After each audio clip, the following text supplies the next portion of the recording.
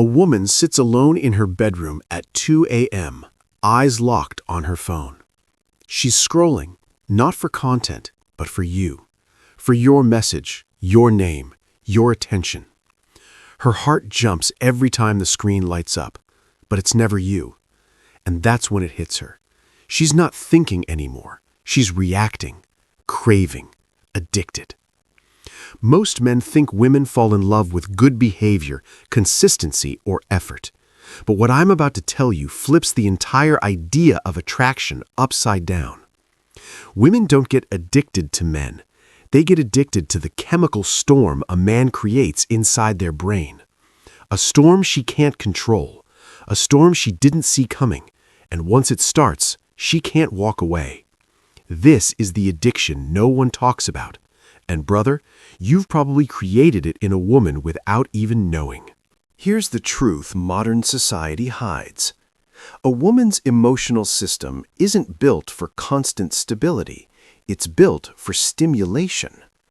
Every time you give her attention, a message, a compliment, a moment of your presence, her brain releases dopamine, the same chemical triggered by gambling, sugar, and drugs.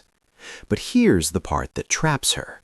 Dopamine spikes highest when the reward is unpredictable, not constant, not guaranteed. This is why the men who try too hard, who are always responding, who are always available, never create addiction. Because safety doesn't create chemical dependency.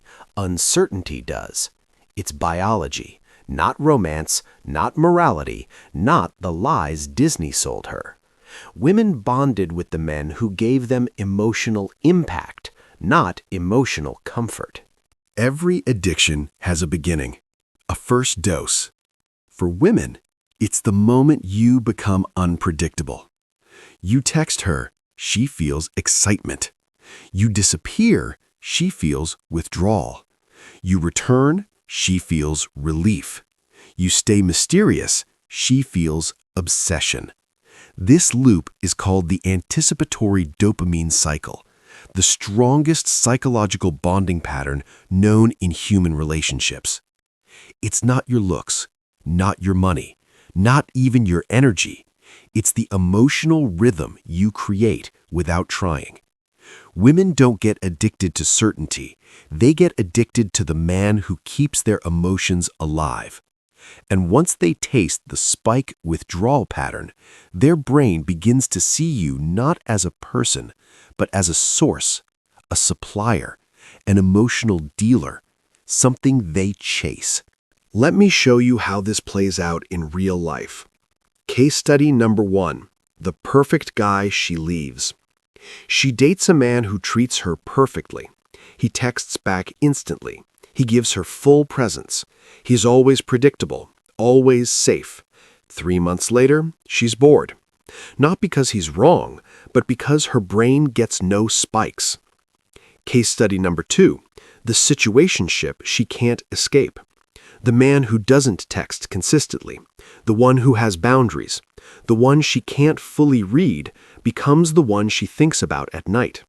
He didn't play games, his life simply didn't revolve around her, so her dopamine never stabilizes.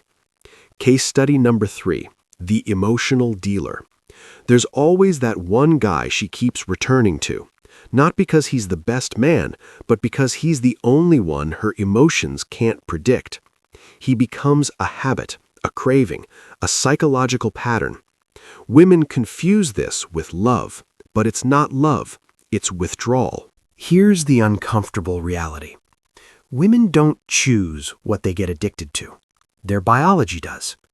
And the men who create addiction are the ones who aren't available on command, have a mission deeper than her, don't overshare, don't seek approval, give attention in doses, stay emotionally controlled. This doesn't mean manipulation.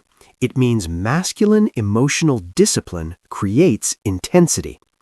Women don't get addicted to nice. They get addicted to emotional gravity.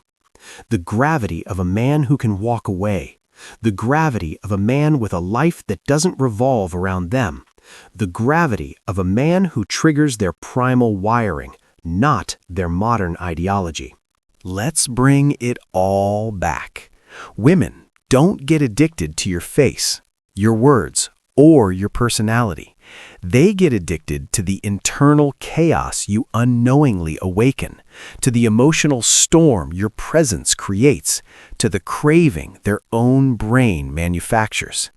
And the most powerful line I'll ever tell you is this: she isn't addicted to you. She's addicted to how you make her feel about herself. Master that, and you'll never chase again.